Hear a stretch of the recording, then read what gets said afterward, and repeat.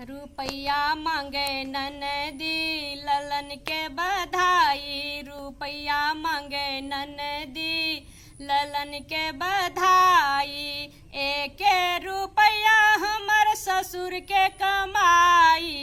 एक रुपया हमर ससुर के कमाई। अठन्नी लले ननदी ललन के बधाई। अठन्नी लले ननदी ललन के बधाई। रुपैया मांगे ननदी ललन के बधाई। रुपैया मांगे ननदी ललन के बधाई। एक अठन्नी हमर भैंसुर के कमाई। एक अठन्नी हमर भैंसुर के कमाई। चौवन्नी लाले ननदी ललन के बधाई। चौवन्नी लाले ननदी ललन के बधाई। रुपैया मांगे ननदी ललन के बधाई। रुपैया मांगे ननदी ललन के बधाई। एक चौवन्नी हमर पति के कमाई। एक चौवन्नी हमर पति के कमाई। दुवन्नी लाले ननदी ललन के बधाई। दुवन्नी लाले ननदी ललन के बधाई।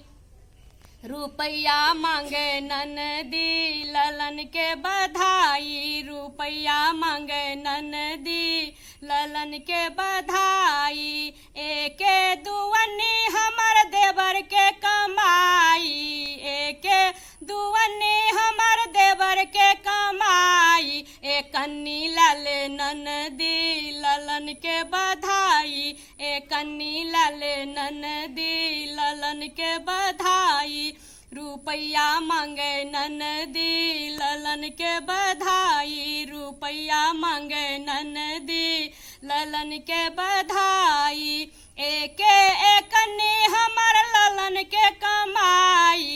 एक एकन्नी हमर ललन के कमाई। दुवन दू पैसी लाले ननदी ललन के बधाई। ठुर्री लाले ननदी ललन के बधाई। ठुर्री लाले ननदी ललन के बधाई। रुपैया मांगे ननदी ललन के बधाई।